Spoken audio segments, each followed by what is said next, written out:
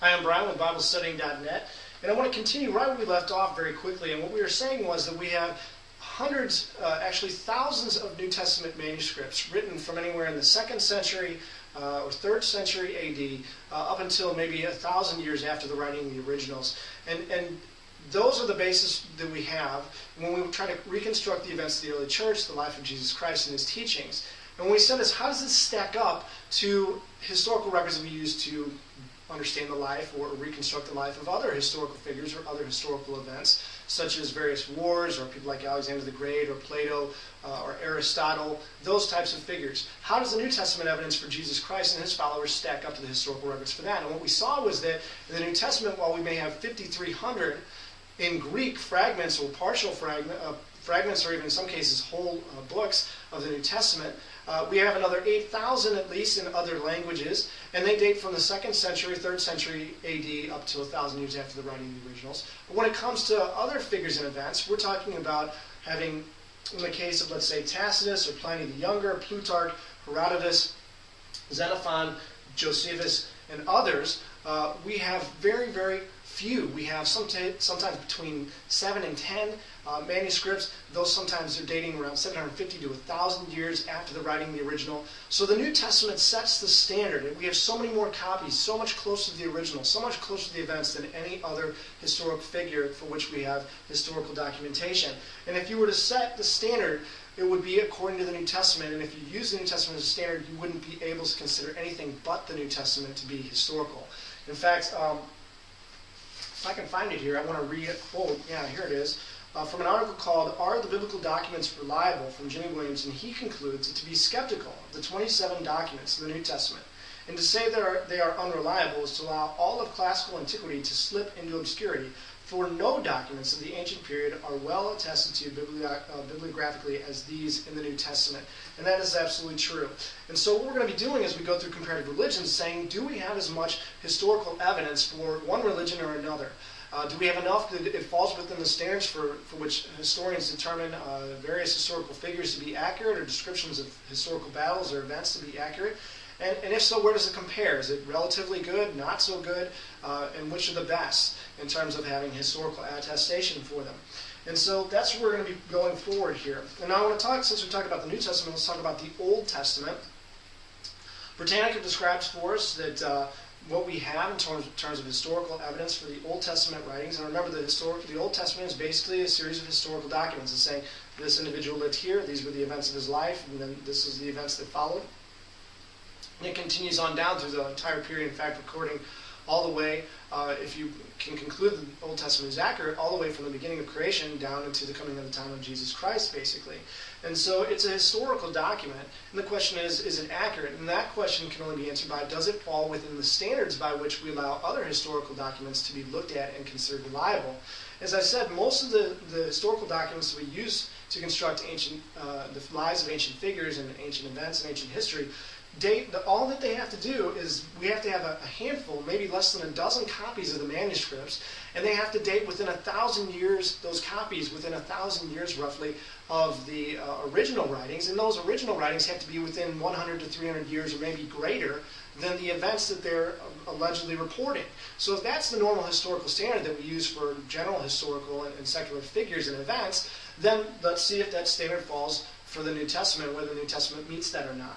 What we find, according to Britannica, is that there are fragments of about 180 different manuscripts of biblical books available, and we find that the Nash Papyrus, they say, from 150 BC, found in Egypt, contains the Decalogue, which is the Ten Commandments, and also Deuteronomy, which is one of the 5 earliest books of the Old Testament. It says their dates of these 180 manuscripts vary between 3rd century BC and 2nd century BC.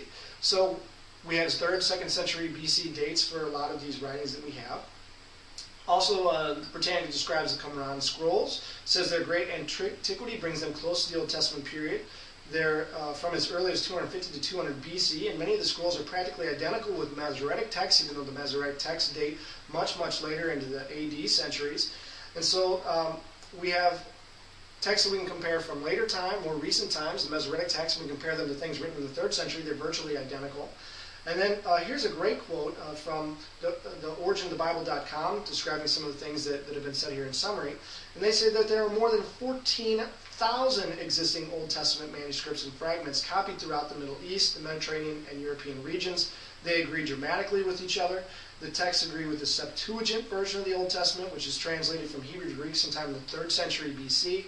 And we'll also talk about the Dead Sea Scrolls here that were discovered in the 1940s and 50s, which also provide phenomenal evidence for the reliability of ancient transmission of the Jewish scriptures before the arrival of Jesus Christ. So what we find, and we're going to see later, is that Moses is said to be the writer of the first 5 books of the Bible: Genesis, Exodus, Leviticus, Numbers, and Deuteronomy. And those 5 books, if they were written by Moses, would have been written in the 14th or 13th century BC. The copies that we have showing the existence of those books date anywhere from the 3rd or 2nd century BC, so well within the normal historical standards there for when the copies have to exist in order for us to include that the original writings were really something historical. And so definitely the Old Testament falls into the standard. In fact, the number of copies that we have of the Old Testament far exceeds what we have. 14,000 different copies spanning a large period of time in various different areas. Much, much better than what we find for as some of the writings that we use to base our knowledge of other points of history in the ancient times. And so both the New and the Old Testament meet the standards for at least considering them evidence. We don't have to accept everything they have to say, but we have to consider them evidence and scrutinize them like we would any other document. And we have much better reason to look at them than we do the documents which contain our knowledge of other ancient historical figures and events.